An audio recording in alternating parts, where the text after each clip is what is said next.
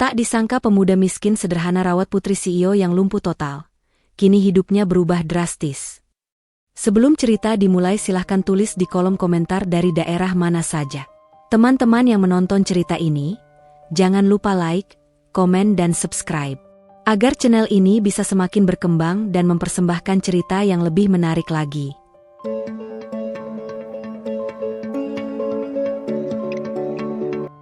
Pagi di Tiang Mai tidak pernah benar-benar ramah bagi orang seperti Satria.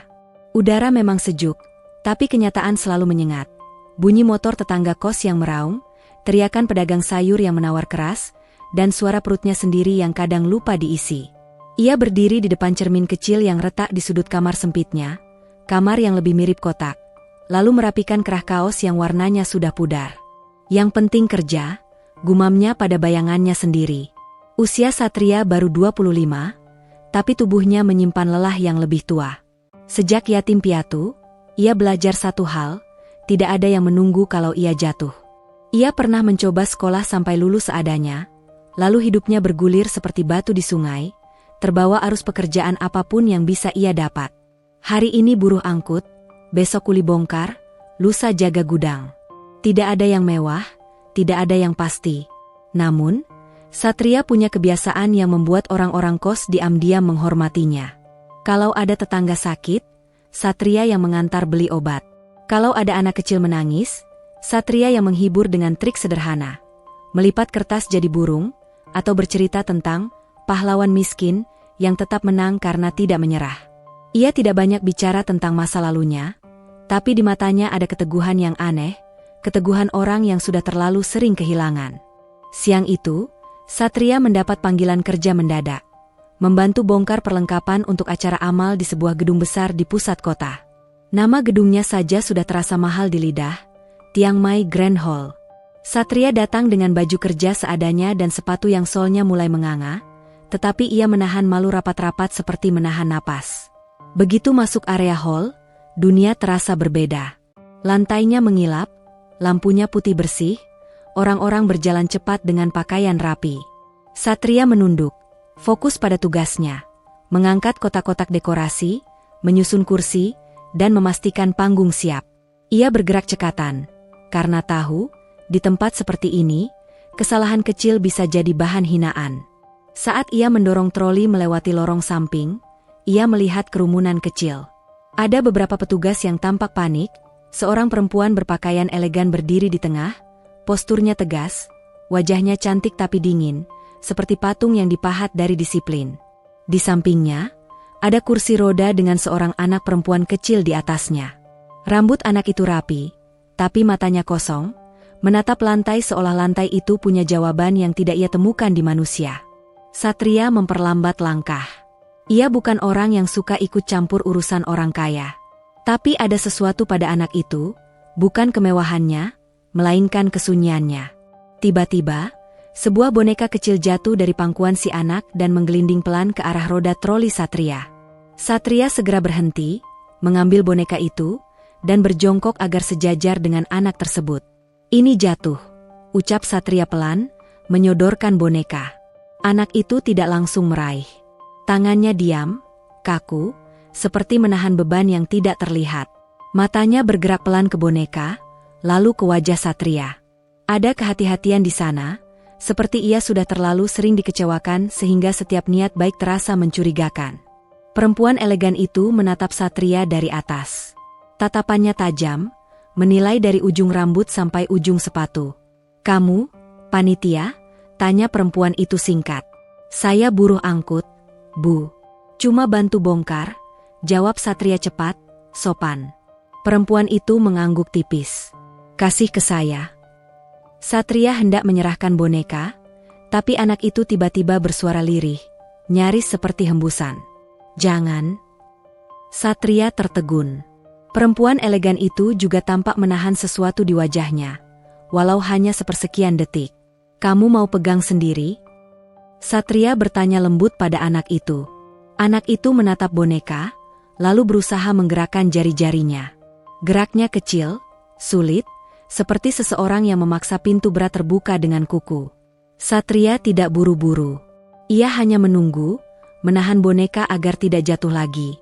Akhirnya, jari kecil itu berhasil menjepit kain boneka.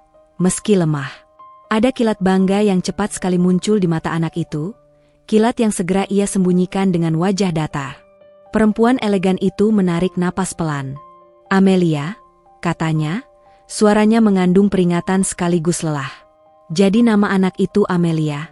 Satria tidak tahu siapa perempuan itu sampai salah satu panitia berbisik pada temannya, cukup keras untuk terdengar, "Itu Bu Andrina, CEO yang donasinya paling besar tahun ini."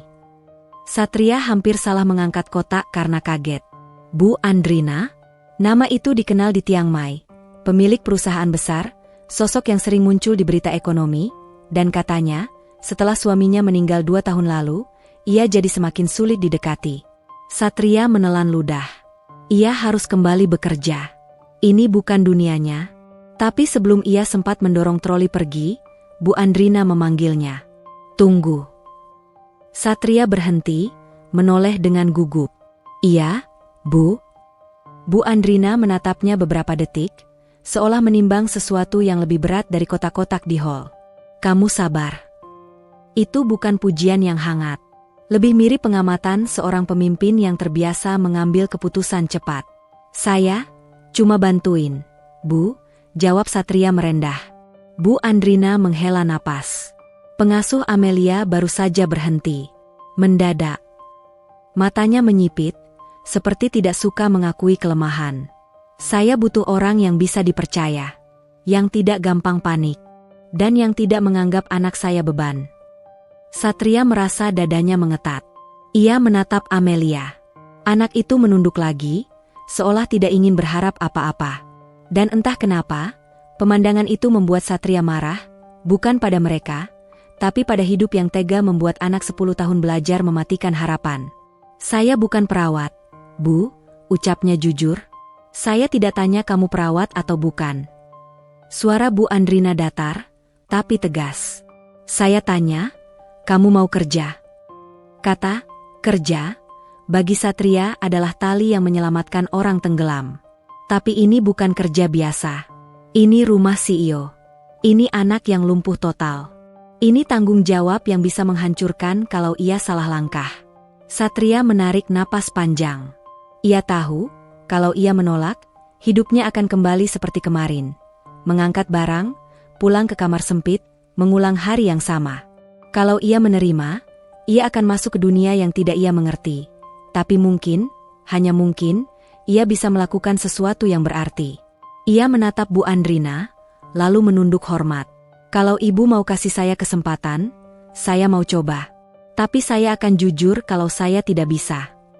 Bu Andrina memandangnya lama, lalu mengangguk sekali. "Bagus. Kejujuran lebih langka daripada ijazah." Amelia mengangkat mata sebentar.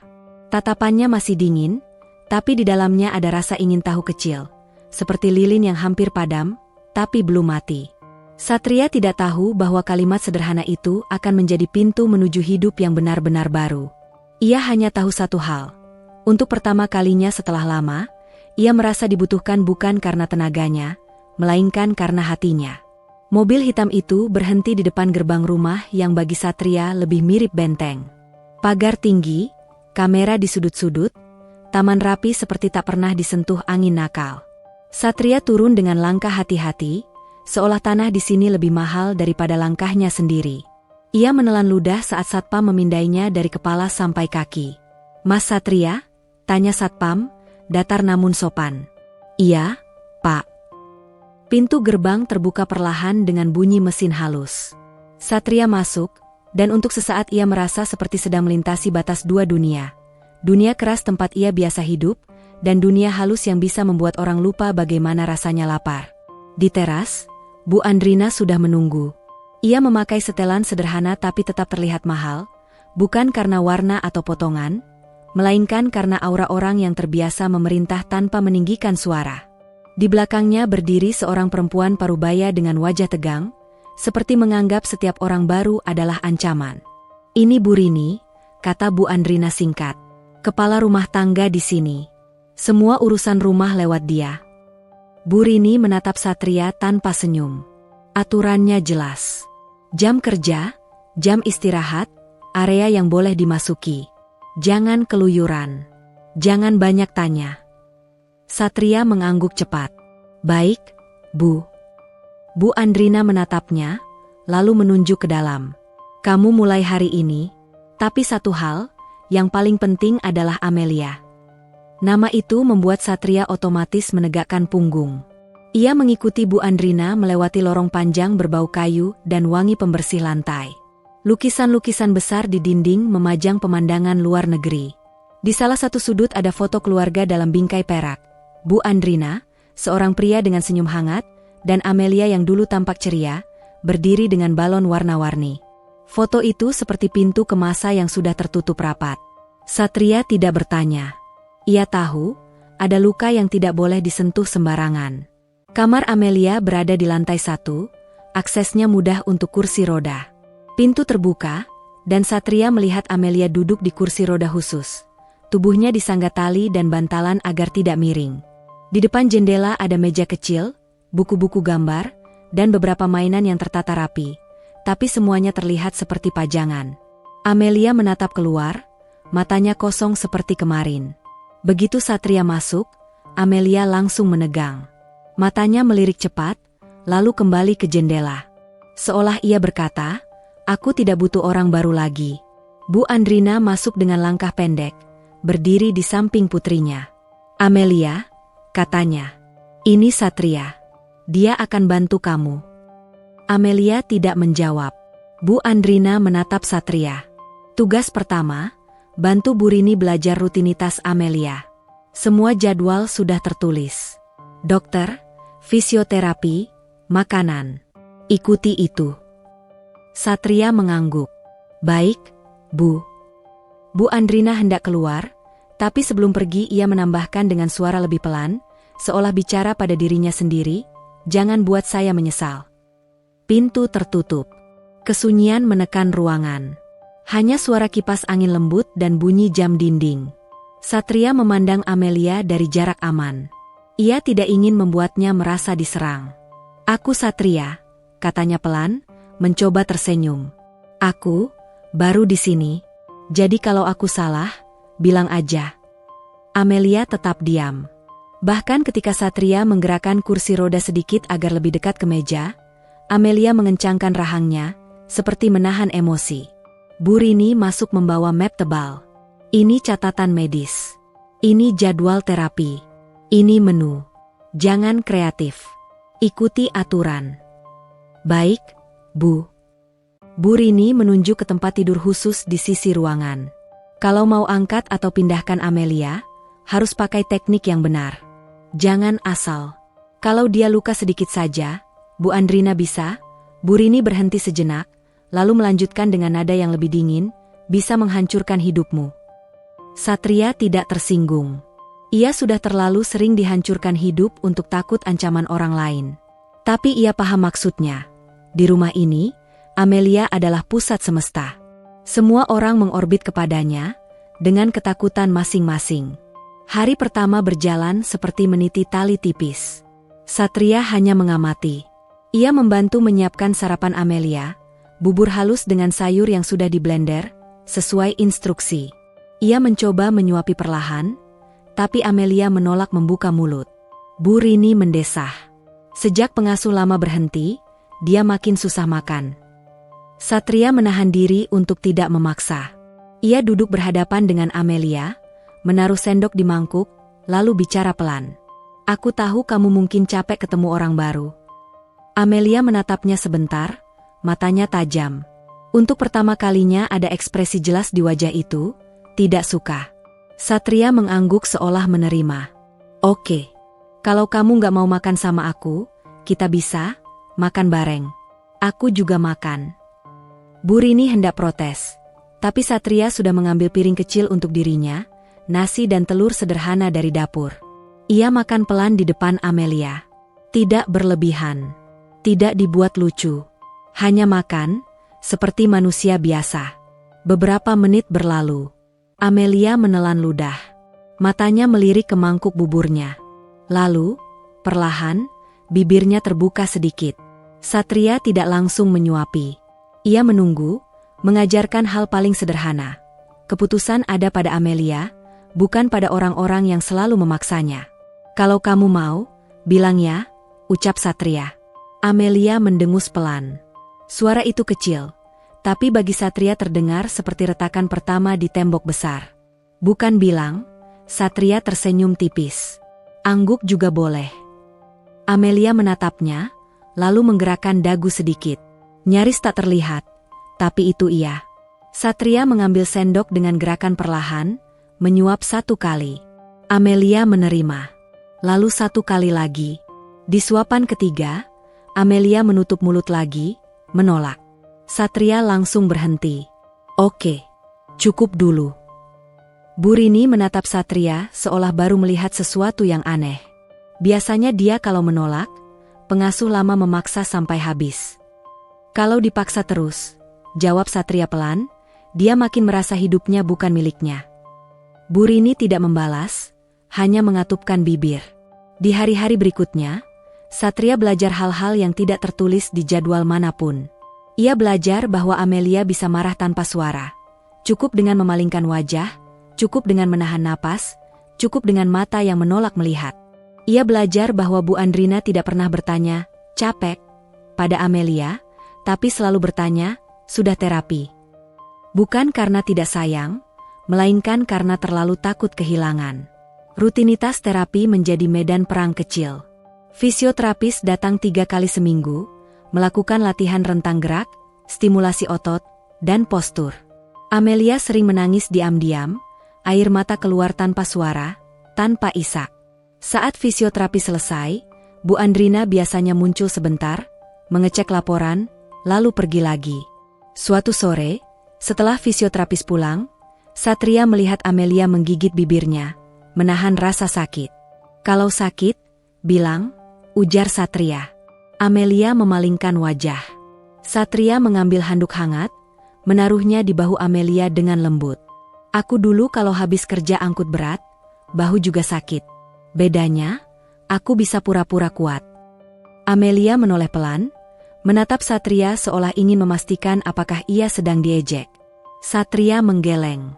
Aku nggak bilang kamu lemah. Aku bilang, kita sama-sama capek. Keheningan menggantung. Lalu Amelia, sangat pelan, menggerakkan jari tangannya, gerakan kecil, seperti mencari pegangan. Satria merasakan dadanya mengencang. Bu Rini bilang, kamu lumpuh total sejak kecelakaan. Kata Satria pelan, hati-hati, tidak menyebut detail yang bisa melukai. Tapi, jari kamu bergerak. Amelia membeku. Matanya melebar sekejap, lalu kembali mengeras. Seolah ia takut harapan itu dilihat orang. Satria cepat-cepat menambahkan, bukan berarti besok kamu langsung lari-lari. Tapi ini, tanda. Tubuh kamu masih mau diajak kerja sama. Amelia menatap tangannya sendiri lama. Untuk pertama kalinya, ia tidak menatap jendela. Ia menatap sesuatu yang miliknya. Pintu kamar terbuka. Bu Andrina masuk, membawa tablet dan wajah letih. Ia melihat pemandangan itu, Satria duduk dekat Amelia. Amelia menatap tangannya sendiri. Ada hening yang berbeda di ruangan, seperti udara yang baru saja berganti. Bu Andrina menyipit. Apa yang terjadi? Satria berdiri cepat, sopan. Kami habis terapi, Bu. Saya cuma bantu kompres. Bu Andrina berjalan mendekat, memeriksa Amelia. Kamu makan tadi?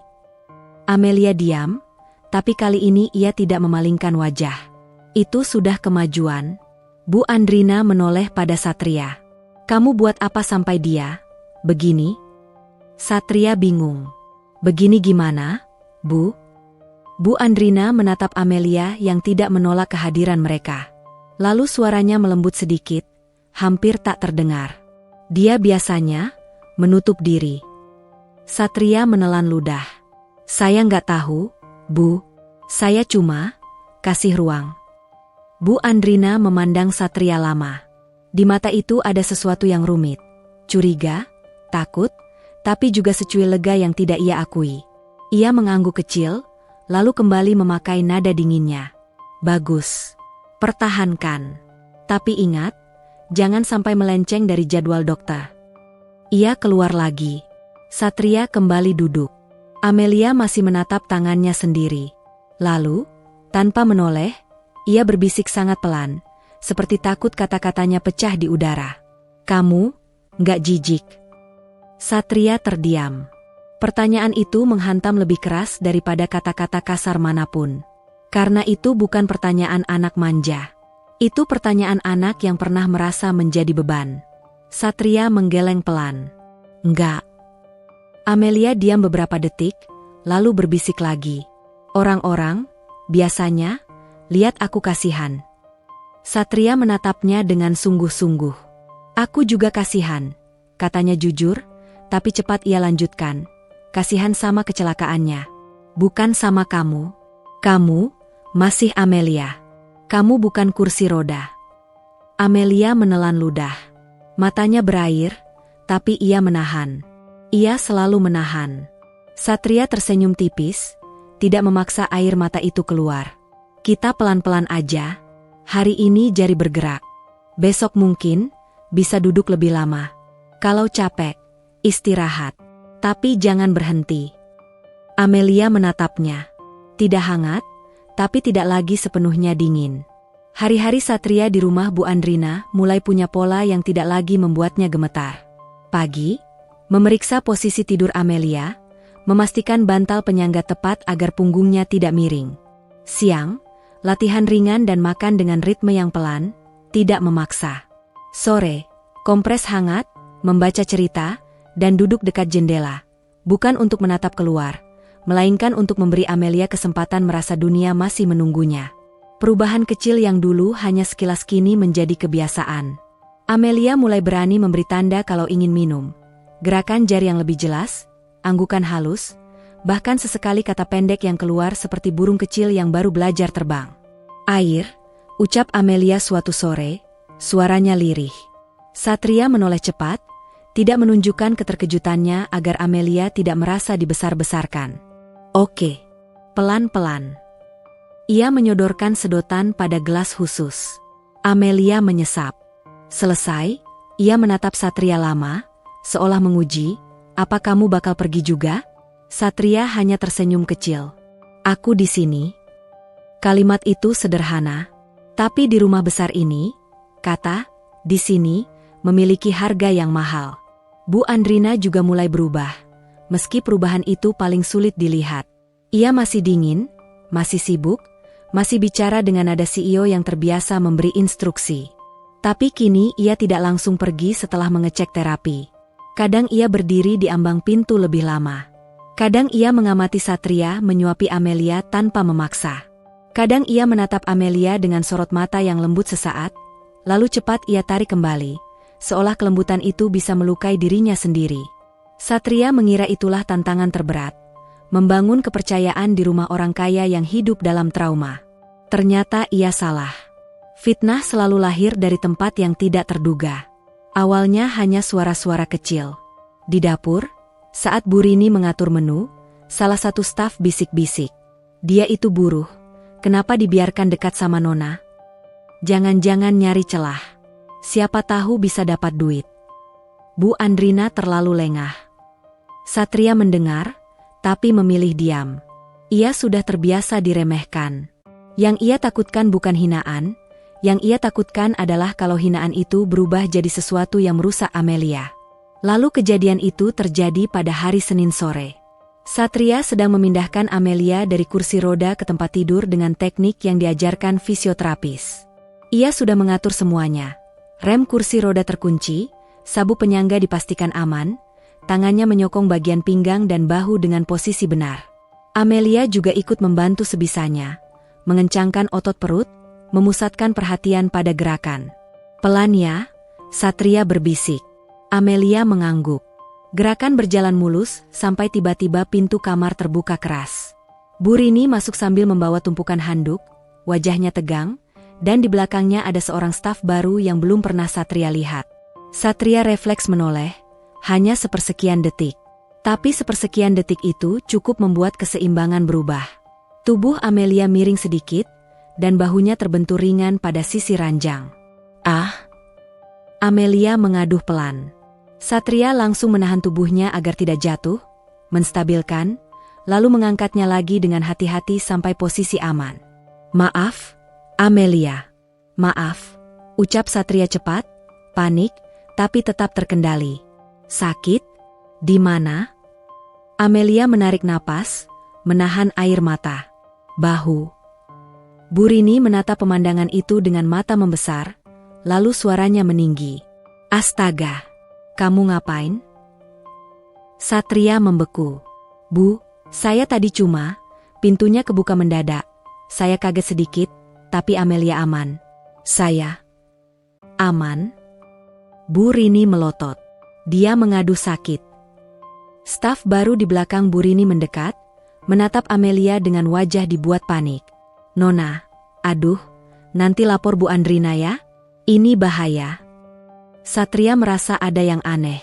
Kepanikan itu terlalu cepat, terlalu, seperti sengaja dipertontonkan. Satria menunduk, memeriksa bahu Amelia. Tidak ada memar besar, hanya kemerahan ringan. Ia mengambil kompres dingin. "Aku kompres ya. Kita lihat dulu." Amelia menatap Satria, bingung, takut. Bibirnya bergetar. "Aku nggak mau kamu pergi." Kalimat itu menusuk Satria. Ia memegang tangan Amelia pelan. "Aku nggak pergi." Namun, dunia tidak selalu memihak niat baik. Sore itu juga Bu Andrina dipanggil pulang lebih cepat. Satria melihatnya masuk kamar Amelia dengan wajah yang jarang ia lihat, marah yang ditahan. Ia menatap Amelia, lalu menatap Satria seperti hakim yang sudah siap menjatuhkan vonis. "Jelaskan," kata Bu Andrina pendek. Satria berdiri tegak, berusaha tenang. "Waktu saya pindahkan Amelia ke tempat tidur, pintu terbuka mendadak. Saya kaget sepersekian detik. Amelia terbentur ringan, Bu. Saya sudah cek, cuma kemerahan. Saya kompres." Bu Rini langsung menyela. "Bu, dia ceroboh. Saya masuk, lihat Amelia hampir jatuh. Kalau saya terlambat, bisa fatal." Satria menoleh cepat. "Saya tidak bilang hampir jatuh, Bu. Saya pegang." Staf baru itu ikut bicara, suaranya halus namun menusuk. "Maaf, Bu Andrina, saya juga lihat. Posisi tangan Mas Satria tadi, kurang benar. Nona terlihat kesakitan sekali." Satria menatap staf itu. Ia yakin tekniknya benar. Dan, melihat, dari belakang pintu terbuka mendadak, itu terlalu dibuat-buat. Bu Andrina menatap Amelia. "Amelia, sakit?" Amelia mengangguk kecil. Matanya berkaca-kaca. Ia ingin bicara, tapi suaranya seolah tertahan di tenggorokan. Ia seperti takut kalau ia membela Satria, Satria akan semakin disalahkan. Bu Andrina memejam sebentar, lalu berkata dingin, "Satria, kamu keluar dulu." Satria terkejut. "Bu, saya..." "Keluar dulu," ulang Bu Andrina, lebih keras.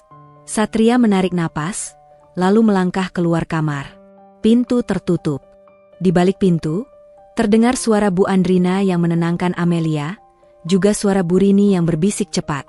Satria berdiri di lorong panjang itu, merasa dirinya kembali menjadi buruh miskin yang tidak punya tempat. Bedanya kali ini, yang dipertaruhkan bukan harga dirinya, melainkan seorang anak kecil yang mulai percaya padanya. Beberapa menit kemudian, Bu Andrina keluar. Wajahnya tidak menunjukkan apa-apa, tapi matanya tajam. "Kamu tahu apa yang paling saya takutkan?" tanya Bu Andrina. Satria menelan ludah. "Apa, Bu?" 2 tahun lalu, saya kehilangan suami dalam kecelakaan mobil." Suara Bu Andrina sedikit bergetar, tapi ia cepat menahannya. "Dan pada hari yang sama, Amelia berubah. Saya tidak bisa kehilangan dia lagi." Satria ingin berkata, "Saya paham."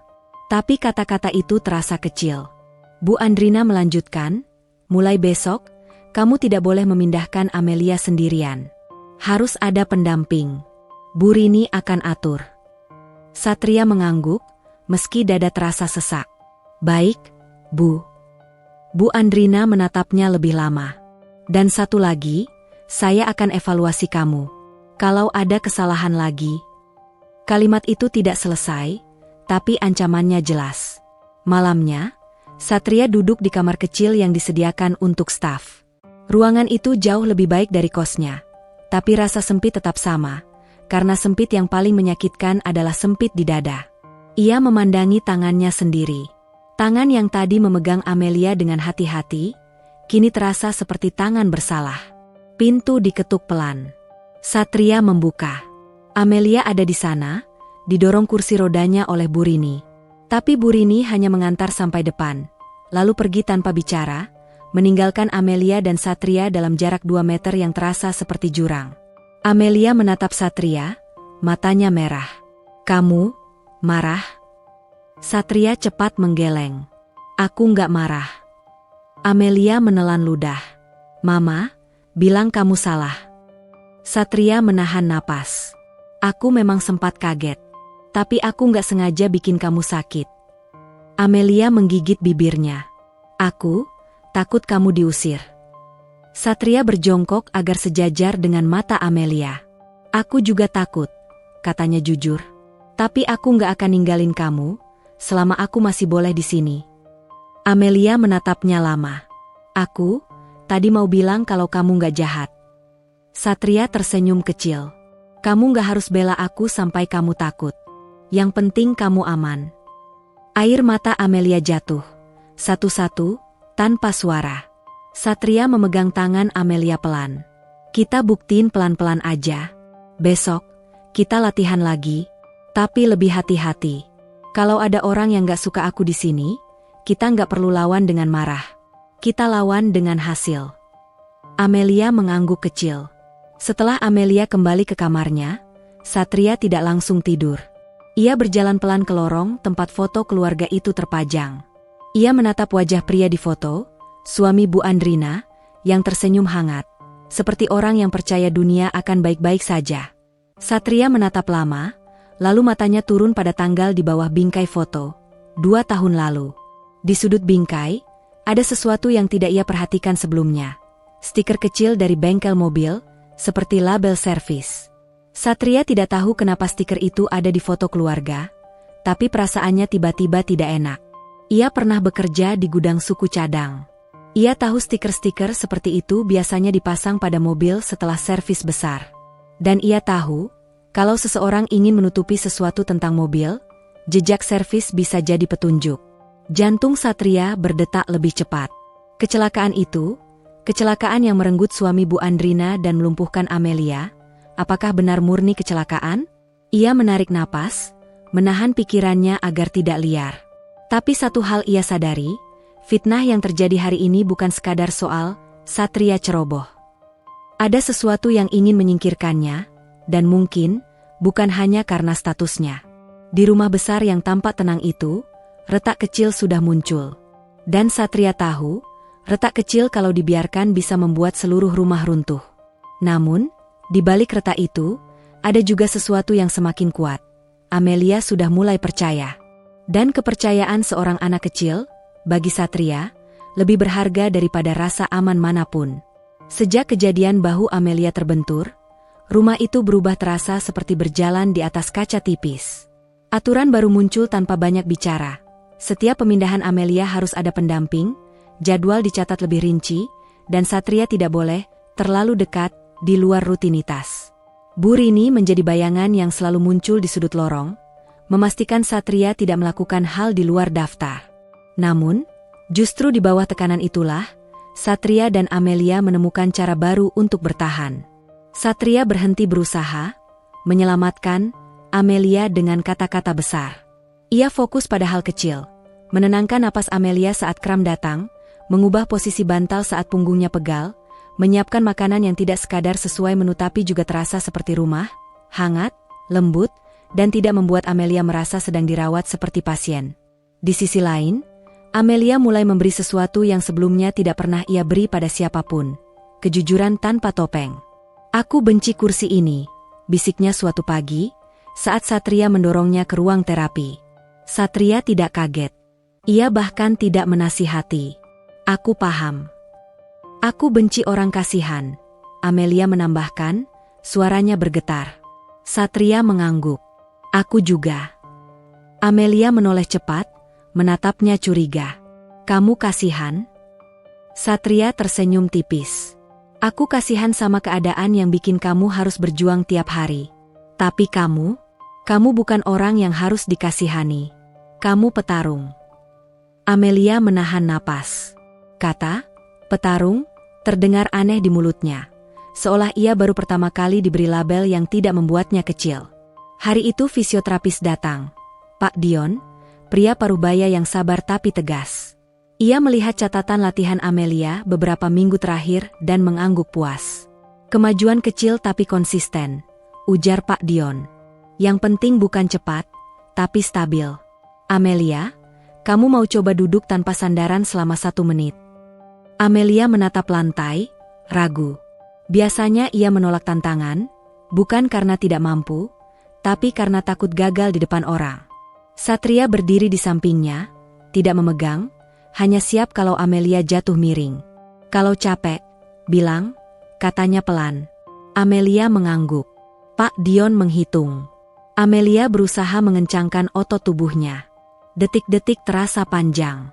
Wajah Amelia menegang, tapi ia bertahan. 50, 55, 60. Pak Dion tersenyum. 1 menit. Amelia terengah, keringat halus muncul di pelipisnya. Ia menatap Satria, matanya melebar, seperti baru sadar bahwa ia bisa menang. Satria tidak bertepuk tangan berlebihan. Ia hanya mengangkat jempol pelan. Hebat. Kata itu terasa pas. Tidak memanjakan, tidak meremehkan. Amelia menelan ludah dan untuk pertama kalinya, bibirnya bergerak membentuk senyum kecil. Cepat sekali, hampir hilang, tapi Satria melihatnya. Dan seseorang lain juga melihatnya. Bu Andrina berdiri di ambang pintu ruang terapi. Ia tidak masuk sejak awal. Ia selalu menjaga jarak, seolah kedekatan bisa membuka luka lama. Tapi hari ini, ia menyaksikan sendiri senyum kecil itu, senyum yang 2 tahun terakhir hilang dari wajah anaknya. Wajah Bu Andrina tidak berubah banyak, tapi matanya memantulkan sesuatu yang hangat, sesuatu yang ia simpan rapat. Kamu, 1 menit? Tanya Bu Andrina, seolah tidak percaya. Amelia menunduk, lalu mengangguk kecil. Bu Andrina menatap Pak Dion. Ini, normal? Ini bagus, Bu, jawab Pak Dion. Masih panjang prosesnya. Tapi ada respons. Dan yang paling penting, motivasi Amelia mulai muncul. Bu Andrina menoleh pada Satria.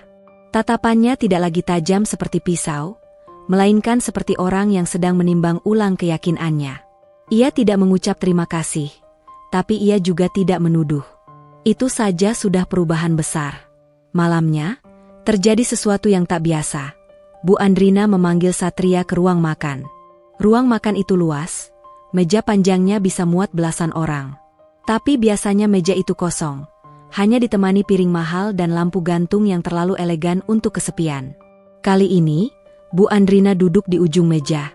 Amelia di sampingnya, kursi roda terkunci rapi. Di depan Amelia sudah ada bubur sesuai menu, tapi juga ada sup ayam bening, yang biasanya tidak muncul karena menu ketat. Satria berdiri kaku di pintu. Ibu panggil saya? Bu Andrina mengangguk singkat. Duduk. Satria ragu. Saya, staf, Bu. Duduk, ulang Bu Andrina. Nada CEO-nya kembali, tapi kali ini bukan untuk mengintimidasi, lebih seperti ia tidak mau berdebat. Satria akhirnya duduk di kursi yang jauh lebih nyaman daripada kursi kosnya dulu. Ia merasa tidak pantas. Tapi ia juga sadar, Bu Andrina jarang mengundang orang masuk ke ruang pribadinya. Bu Andrina menatap Amelia. Makan.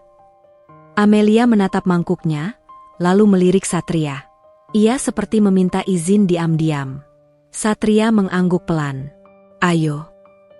Mereka makan dalam sunyi, tapi sunyi yang berbeda. Sunyi yang tidak menekan, melainkan sunyi yang sedang belajar jadi hangat. Tiba-tiba Bu Andrina bicara, pelan, tanpa menatap siapapun. Dulu, meja ini selalu ramai. Satria tidak menyela. Suami saya suka cerita hal-hal kecil, lanjut Bu Andrina. Kadang soal jalanan macet, kadang soal ide bisnis. Kadang cuma soal Amelia yang minta dibelikan es krim. Amelia berhenti makan. Bahunya mengeras. Nama, suami, dan memori itu seperti pintu yang jarang dibuka. Bu Andrina menarik napas dalam. Setelah kecelakaan, semua jadi sunyi. Saya pikir, kalau saya fokus kerja, saya bisa menahan sakit. Tapi ternyata, rumah ini jadi semakin dingin. Satria menunduk. Ia tidak ingin terlihat seperti ikut campur. Bu Andrina akhirnya menoleh pada Satria. Suaranya tegas tapi ada retak tipis. Kamu tahu kenapa saya keras sama kamu? Satria menjawab jujur. Karena ibu takut. Bu Andrina terdiam. Sejenak, CEO itu terlihat seperti ibu biasa, bukan pemimpin perusahaan. Iya, katanya akhirnya. Saya takut berharap. Saya sudah kehilangan sekali. Saya tidak mau kehilangan lagi. Amelia menatap ibunya, mata berkaca-kaca. Mama, aku juga takut. Kalimat itu kecil, tapi dampaknya besar. Bu Andrina menutup mulutnya seolah menahan tangis. Ia mengulurkan tangan dan memegang tangan Amelia, gerakan yang jarang terjadi 2 tahun terakhir. Amelia gemetar, tapi tidak menolak. Satria menatap mereka dan merasa dadanya sesak. Bukan karena sedih semata, tapi karena ia melihat sesuatu yang mulai terbentuk. Keluarga yang retak mencoba menyambung diri. Namun, di balik momen hangat itu, ancaman belum benar-benar hilang. Beberapa hari kemudian, Bu Andrina menerima telepon di ruang kerja. Satria kebetulan lewat membawa dokumen terapi Amelia. Ia tidak berniat menguping, tapi suara Bu Andrina meninggi membuat langkahnya tertahan. Tidak. Saya tidak akan jual saham saya cuma karena rumor. Suara Bu Andrina tajam. Kalau ada yang berani main kotor, saya lawan. Saya tidak takut. Kalimat itu terpotong. Bu Andrina menutup telepon dengan napas berat. Ia memijat pelipisnya, lalu menyadari Satria di depan pintu. Kamu dengar? Tanya Bu Andrina. Satria menggeleng cepat. Saya cuma lewat, Bu. Bu Andrina menatapnya, lalu berkata datar, perusahaan saya sedang diserang. Satria menahan napas. Diserang? Gimana, Bu? Orang-orang menyebar isu, jawab Bu Andrina. Mereka bilang saya sudah tidak stabil setelah suami meninggal. Mereka bilang saya terlalu sibuk mengurus anak lumpuh sampai perusahaan terbengkalai. Matanya menyipit. Dan sekarang, ada rumor tambahan. Satria merasa perutnya turun. Rumor apa, Bu? Bu Andrina menatapnya lurus. Rumor bahwa saya memelihara anak angkat dari kalangan bawah untuk menutupi sesuatu. Satria membeku. Saya belum jadi apa-apa, Bu. Saya tahu, kata Bu Andrina pendek. Tapi rumor selalu lebih cepat daripada fakta. Satria menelan ludah. Ia teringat fitnah di kamar Amelia. Ia teringat staf baru yang terlalu dramatis. Ia teringat stiker bengkel di foto keluarga. Semua mulai tersambung dalam benaknya seperti benang kusut. Bu Andrina melanjutkan, suaranya lebih rendah, lebih serius. Satria, kamu harus hati-hati. Kalau mereka bisa memfitnah kamu soal Amelia, mereka bisa melakukan hal yang lebih buruk. Satria mengangguk. Saya akan hati-hati, Bu. Bu Andrina menatap Satria lama. Lalu, untuk pertama kalinya, ia mengucapkan kalimat yang membuat Satria tercekat. Kalau, suatu saat saya memutuskan sesuatu tentang status kamu di rumah ini, kata Bu Andrina pelan, kamu siap? Satria tidak langsung paham. Maksud ibu? Bu Andrina tidak menjawab jelas. Ia hanya berkata singkat, kamu kerja dulu. Fokus ke Amelia. Satria keluar dari ruang kerja dengan kepala penuh. Malam itu, Amelia sulit tidur. Ia gelisah, matanya terus menatap langit-langit kamar. Satria duduk di kursi dekat ranjangnya, menjaga jarak tapi tetap ada. Ada apa? Tanya Satria pelan. Amelia menggigit bibir. Aku dengar Mama marah, di telepon.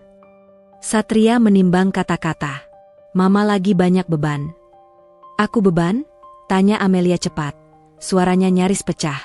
Satria langsung menggeleng. Bukan. Kamu bukan beban. Kamu, alasan Mama bertahan. Amelia menatap Satria lama. Kalau mama kalah, kamu pergi. Satria merasakan hatinya nyeri. Anak kecil ini selalu takut ditinggalkan. Satria menunduk, lalu berkata jujur, aku nggak tahu besok gimana. Tapi aku tahu satu hal, selama aku bisa, aku tetap di sini buat kamu. Amelia menelan ludah, lalu berbisik, aku pengin jadi keluarga beneran. Satria terdiam.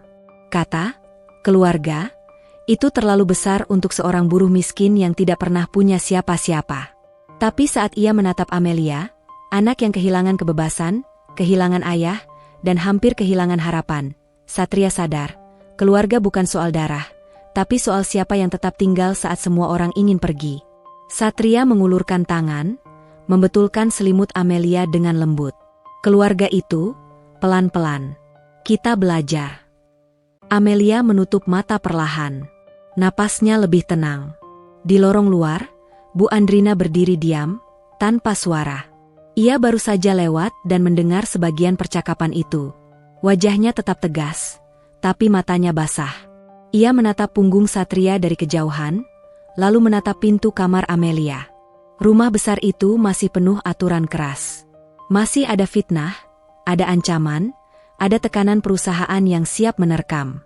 Hujan turun sejak pagi, membuat halaman rumah Bu Andrina tampak seperti kaca yang dibasuh tanpa henti. Langit yang mai kelabu, dan entah kenapa Satria merasa warna itu merembes sampai ke dalam rumah. Ke lorong, ke ruang makan, ke cara para staf menatapnya. Sejak percakapan Bu Andrina tentang serangan perusahaan, suasana semakin tegang. Telepon Bu Andrina sering berdering, rapat daring beruntun, dan beberapa orang asing mulai mondar-mandir di luar pagar. Satpam diperbanyak. Kamera dicek ulang. Bu Rini menjadi semakin galak, bukan hanya pada Satria, tapi pada semua orang, seolah rumah itu sedang menahan napas menunggu sesuatu yang buruk. Satria tidak punya akses ke urusan bisnis, tapi ia bisa merasakan dampaknya. Bu Andrina pulang lebih larut, wajahnya lebih pucat, dan saat menatap Amelia, tatapan itu seperti menahan rasa bersalah. Kamu capek? Tanya Satria pada Amelia sore itu, saat mereka bersiap latihan di ruang terapi kecil di belakang taman. Amelia mengangguk kecil. Tapi yang membuat Satria terkejut, Amelia menambahkan, aku pengin coba berdiri. Satria terdiam. Itu permintaan yang besar, bukan karena tidak mungkin, tapi karena butuh persiapan dan keberanian. Kita bisa coba dengan alat bantu, jawab Satria pelan. Kita tunggu Pak Dion datang besok. Aku nggak mau kamu cedera. Amelia menggigit bibir. Kalau besok, kamu masih di sini? Pertanyaan itu muncul lagi, seperti luka yang selalu digaruk rasa takut. Satria menahan napas. Aku masih di sini. Jawaban itu terasa semakin sulit diucapkan belakangan ini, karena ia mulai curiga, ada pihak yang benar-benar ingin menyingkirkannya. Kecurigaan Satria tidak lahir dari imajinasi. 2 hari sebelumnya, ia menemukan pintu ruang terapi terbuka padahal ia yakin menguncinya.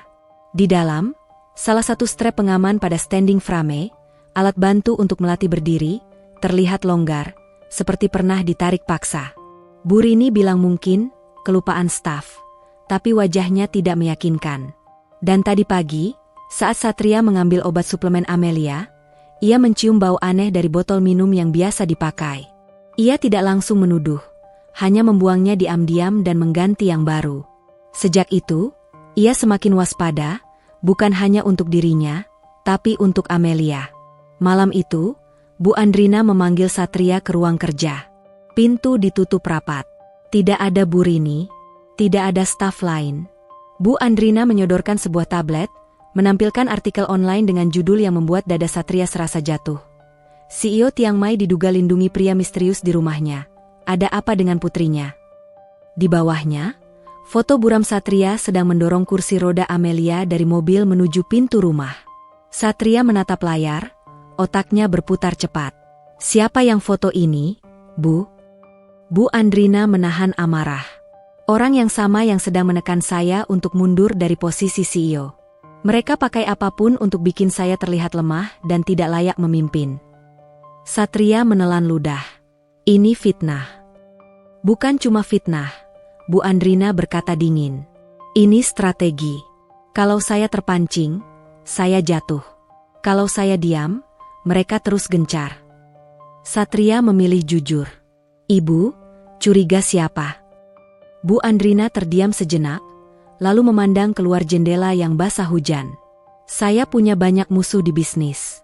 Tapi akhir-akhir ini, serangan ini terlalu pribadi. Mereka tahu titik paling lemah saya. Satria teringat stiker bengkel pada foto keluarga. Ia tidak berani langsung bicara soal kecelakaan, tapi ia memutuskan memberi sinyal.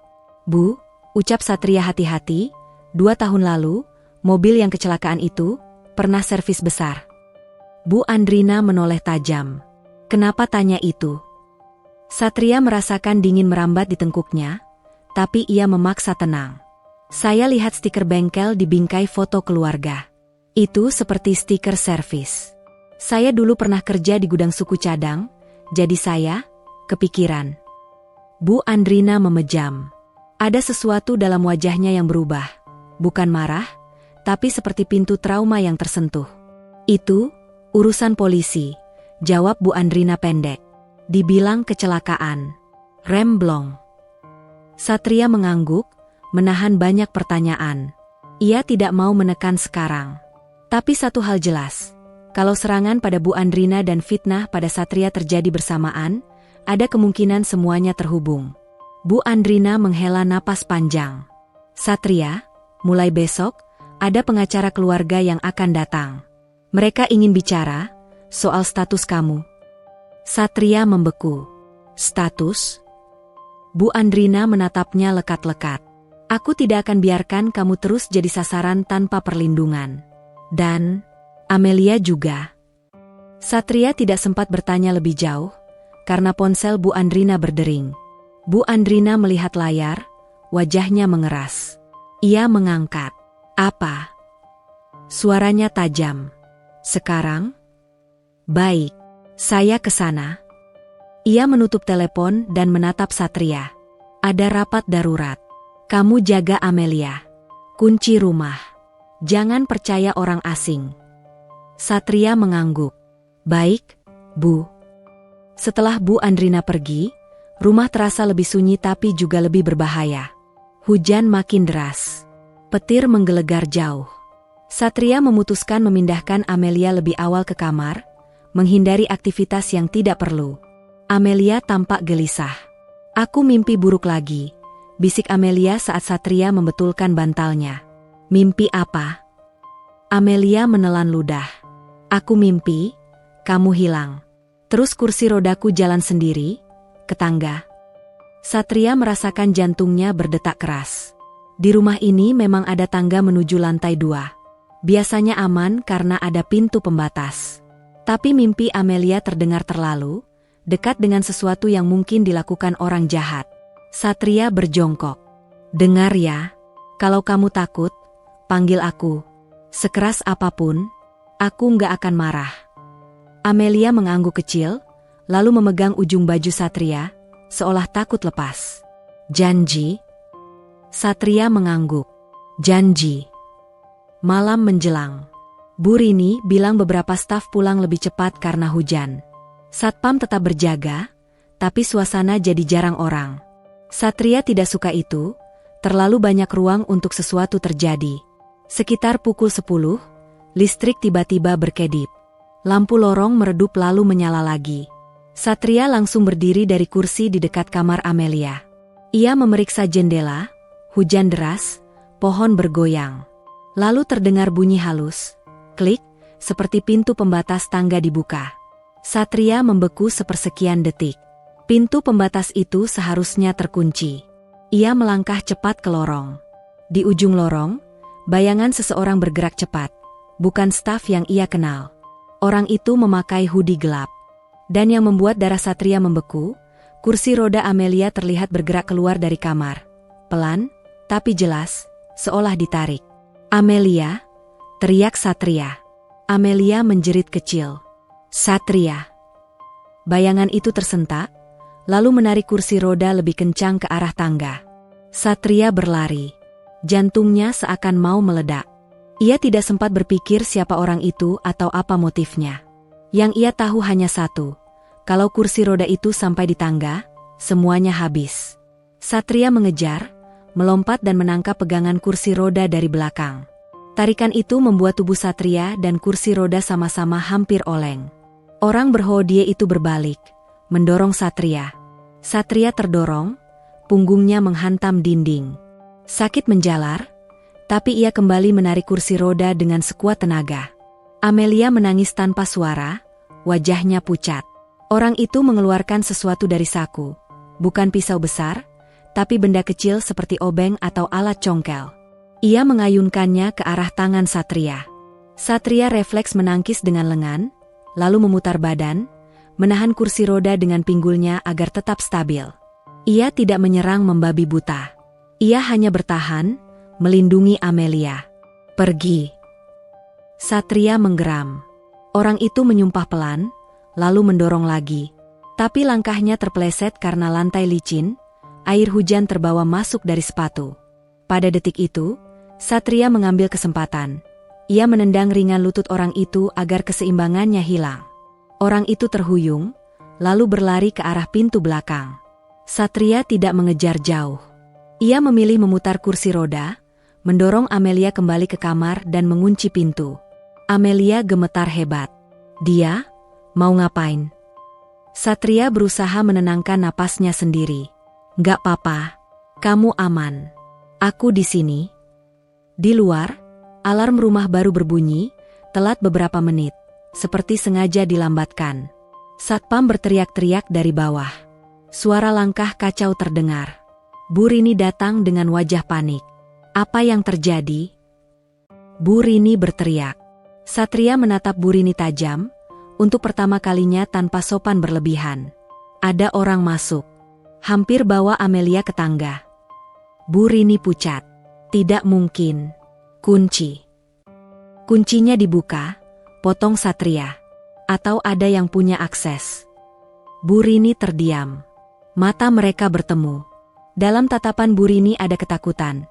Tapi Satria tidak tahu ketakutan itu karena Amelia hampir celaka, atau karena sesuatu yang lebih gelap. Tak lama kemudian Bu Andrina tiba, basah karena hujan, wajahnya seperti batu. Saat melihat Amelia menangis dan Satria dengan lengan memar, Bu Andrina tidak langsung bicara. Ia menghampiri Amelia, memeluknya, pelukan yang kali ini tidak ragu. Maaf, suara Bu Andrina serak. Mama telat. Amelia menempel di bahu ibunya, menangis pelan. Aku takut. Bu Andrina menutup mata, lalu menoleh pada Satria. Di matanya tidak ada lagi ragu. Hanya satu hal, keputusan. Satria, ucap Bu Andrina tegas. Mulai malam ini, kamu tidak lagi sekadar pekerja di rumah ini. Satria membeku. Bu Andrina menarik napas, seperti menahan badai. Besok pengacara datang. Kita urus perlindungan hukum untuk kamu. Dan saya akan mulai proses mengangkat kamu jadi anak saya. Ruangan itu mendadak hening. Bahkan Bu Rini seperti kehilangan suara. Satria menatap Bu Andrina, lalu menatap Amelia. Amelia masih menangis, tapi kali ini matanya menatap Satria dengan sesuatu yang baru. Lega. Tapi, Satria berusaha bicara, suaranya berat. Itu keputusan besar, Bu. Mereka akan makin menyerang ibu. Bu Andrina mengangguk pelan, matanya tajam. Biarkan. Malam ini mereka sudah coba merenggut Amelia. Kalau saya diam, besok mereka akan coba lagi. Saya lebih takut kehilangan anak saya daripada kehilangan jabatan. Satria menelan ludah. Dadanya hangat dan nyeri bersamaan. Ia, buruh miskin yang tidak punya siapa-siapa, berdiri di tengah rumah CEO yang sedang diserang, dan tiba-tiba ditawari sesuatu yang tak pernah ia miliki. Keluarga. Namun di balik hangat itu, ada dingin yang merayap. Karena malam ini membuktikan satu hal yang mengerikan. Ini bukan lagi sekadar fitnah. Ini sudah jadi ancaman nyata. Dan saat Bu Andrina memeluk Amelia lebih kuat, Satria menatap lorong gelap di luar kamar, lorong yang tadi hampir menjadi jalan menuju tragedi, lalu berjanji dalam hati. Kalau mereka datang lagi, ia tidak hanya akan bertahan.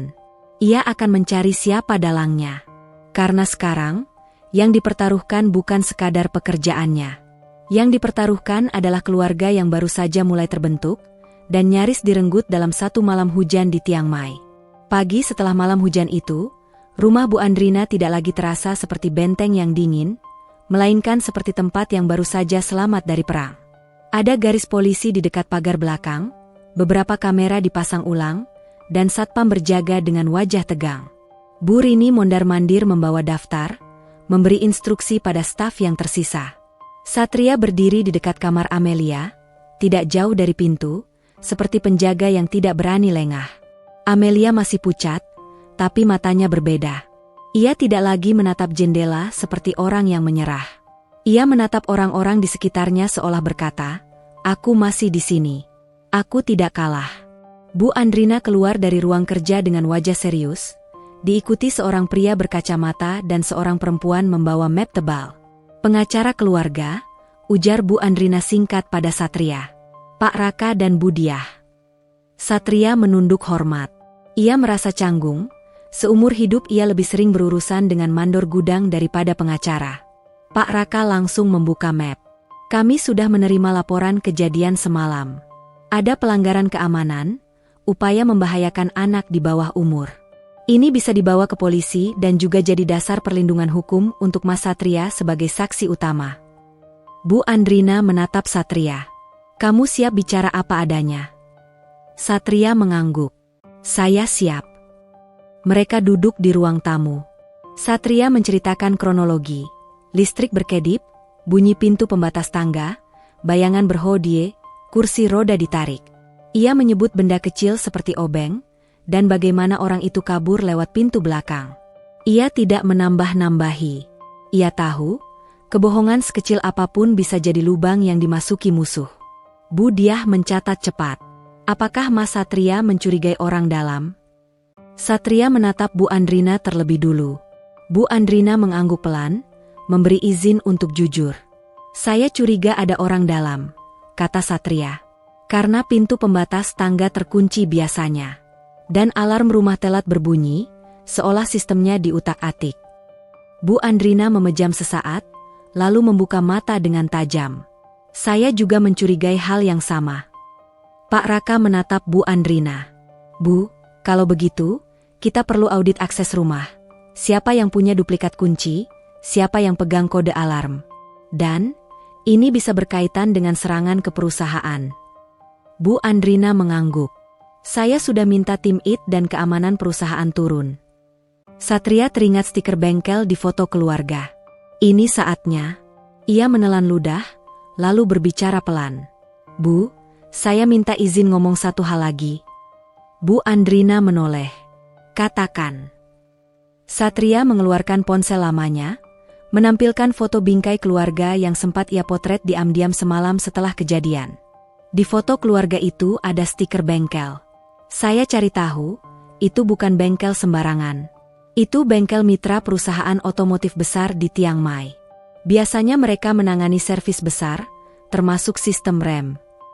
Bu Andrina menegang. 2 tahun lalu polisi bilang rem blong. Satria mengangguk. "Saya nggak menuduh siapa-siapa. Tapi kalau rem blong, servis terakhir bisa jadi petunjuk. Kalau ada pihak yang mengatur, jejaknya ada di sana." Ruangan hening. Bu Andrina memegang pelipisnya, napasnya berat. Trauma lama seperti bangkit, tapi kali ini ia tidak menutup pintu rapat-rapat. Ia menatap pengacaranya. "Pak Raka," ucap Bu Andrina, suaranya dingin namun bergetar, "kita buka lagi berkas kecelakaan. Saya mau investigasi ulang. Saya tidak peduli siapa yang terseret." Pak Raka mengangguk tegas. "Baik, Bu." Hari-hari berikutnya berjalan cepat seperti roda yang menuruni bukit. Polisi memeriksa rekaman CCTV, tim keamanan perusahaan melakukan audit, dan Bu Andrina mulai menekan pihak-pihak yang selama ini kebal karena nama besar. Rumor di media memang masih liar, tapi sekarang Bu Andrina tidak lagi diam. Ia mengeluarkan pernyataan resmi bahwa rumahnya disusupi, bahwa putrinya menjadi korban upaya kriminal, dan bahwa ia akan menempuh jalur hukum. Keberanian itu memantul ke dalam rumah. Bu Rini yang biasanya dominan, mendadak menjadi lebih pendiam.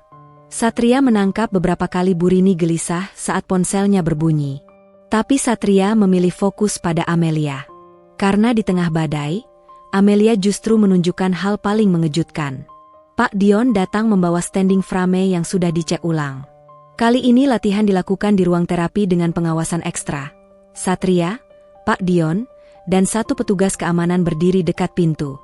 Amelia, kata Pak Dion lembut, kita coba berdiri dengan alat bantu. Kamu nggak sendirian?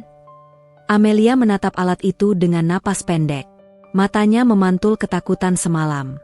Tapi kemudian ia menoleh pada Satria. Kamu, pegang, bisiknya. Satria mengangguk. Aku pegang. Tapi kamu yang berjuang. Amelia menelan ludah, lalu mengangguk kecil. Mereka mengikat sabuk penyangga, memastikan lutut terkunci aman, dan perlahan-lahan standing frame dinaikkan. Tubuh Amelia bergerak dari posisi duduk menuju posisi tegak.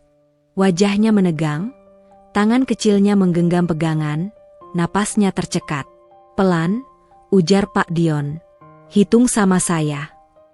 1, 2, Amelia mencoba mengikuti, suaranya gemetar. Satria berdiri di sampingnya, tangannya siap menahan jika ada miring. Ia tidak banyak bicara. Ia tahu, ini bukan pertarungan kata-kata. Ini pertarungan tubuh dan keberanian. Saat posisi tegak tercapai, Amelia menangis. Bukan tangis takut, tangis lega. Aku, tinggi, bisiknya, seperti anak kecil yang baru melihat dunia dari sudut baru. Satria tersenyum, matanya panas. Iya, kamu tinggi. Bu Andrina yang berdiri di ambang pintu menutup mulutnya, air matanya jatuh tanpa suara. Untuk pertama kalinya sejak kecelakaan, ia melihat putrinya berdiri, meski dengan alat, meski beberapa detik. Tapi bagi seorang ibu yang 2 tahun hidup dalam rasa bersalah, itu seperti fajar pertama setelah malam panjang. Beberapa hari kemudian, kabar besar datang. Polisi menemukan jejak di rekaman CCTV. Pelaku penyusup ternyata masuk lewat area yang hanya bisa dibuka dengan kartu akses khusus. Kartu akses itu mengejutkan semua orang, tercatat milik staf rumah. Bu Rini. Ketika polisi dan petugas keamanan meminta Bu Rini memberi penjelasan, wajah Bu Rini pucat seperti kertas. Ia berusaha menyangkal, tapi bukti log akses, rekaman kamera, dan chat di ponselnya berbicara lain. Ia sudah lama dihubungi seseorang dari luar yang menjanjikan uang besar dengan satu syarat, membuat rumah Bu Andrina kacau, agar Bu Andrina terlihat tidak layak memimpin dan agar keputusan perusahaan bisa diambil alih. Bu Rini jatuh berlutut, menangis, tapi Bu Andrina tidak luluh. Kamu bekerja di rumah ini bertahun-tahun. Suara Bu Andrina tajam. Kamu lihat saya hancur setelah kecelakaan. Kamu lihat Amelia menderita. Tapi kamu masih tega membuka pintu untuk orang yang hampir membunuh anak saya. Bu Rini menangis keras. Saya butuh uang, Bu, saya. Semua orang butuh uang, potong Bu Andrina dingin. Tapi tidak semua orang menjual nyawa anak kecil. Bu Rini dibawa polisi. Rumah terasa hening setelahnya, tapi hening yang bersih, seperti udara setelah badai benar-benar lewat. Investigasi ulang kecelakaan juga bergerak.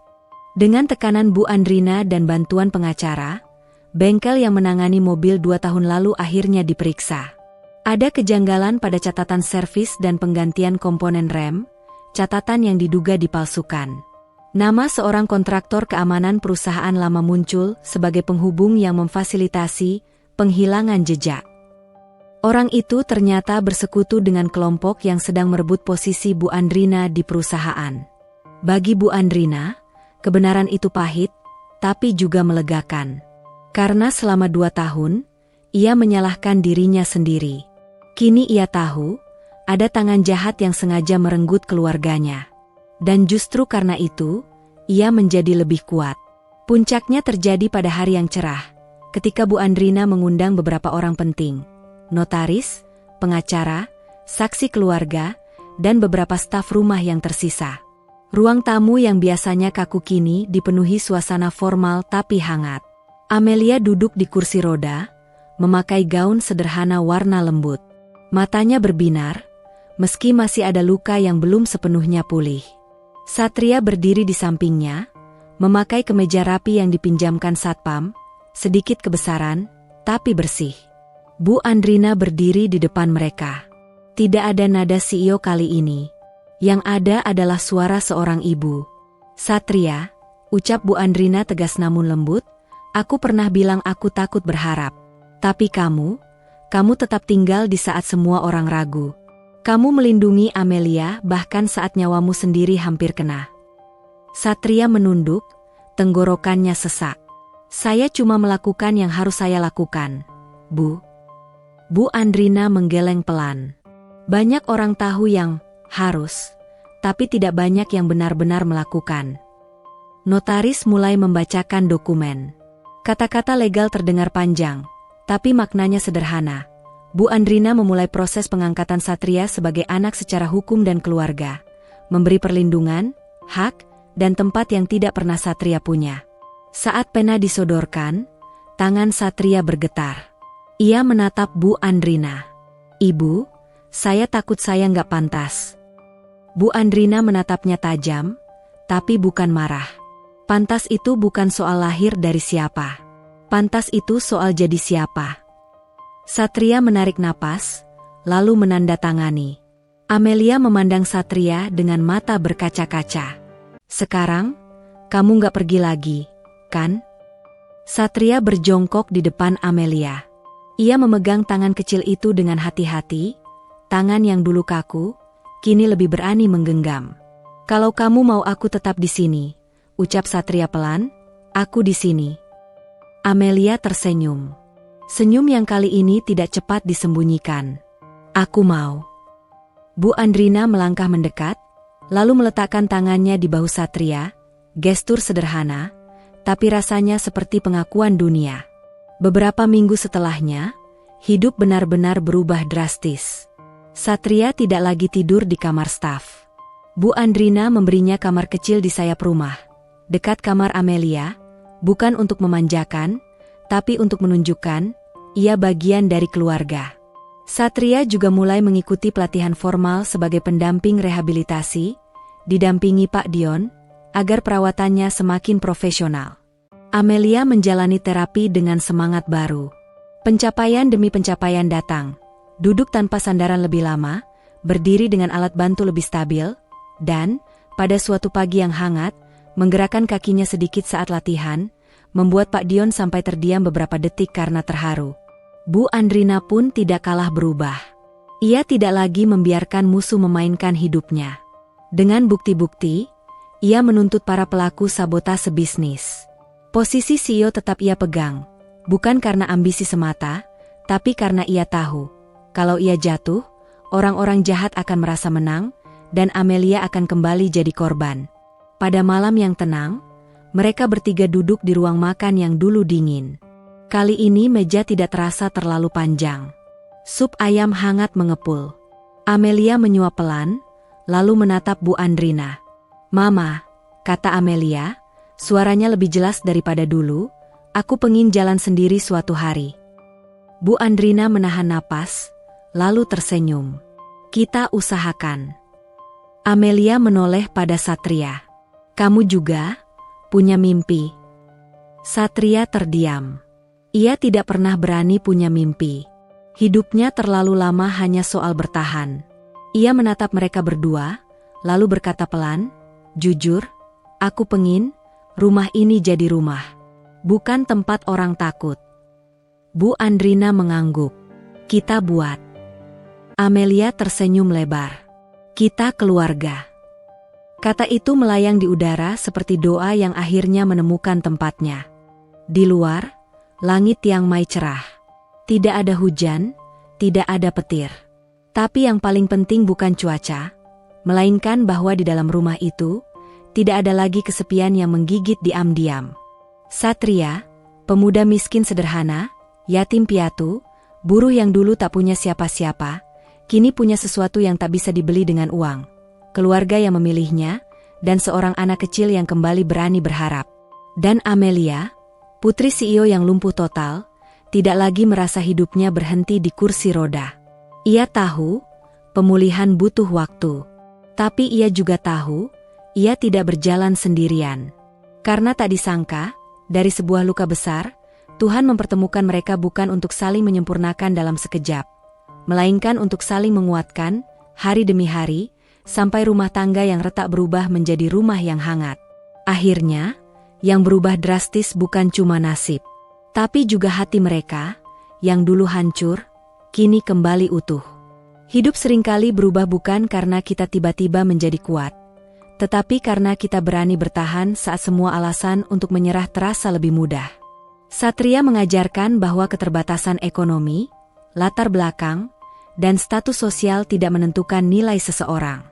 Yang menentukan adalah karakter, kejujuran, keteguhan, dan kesediaan untuk tetap peduli ketika orang lain memilih menjauh. Dari sosok Satria, pembaca bisa belajar bahwa kebaikan yang dilakukan dengan tulus mungkin tidak langsung dihargai, bahkan bisa dibalas fitnah. Tetapi kebaikan yang konsisten akan menemukan jalannya sendiri untuk menang.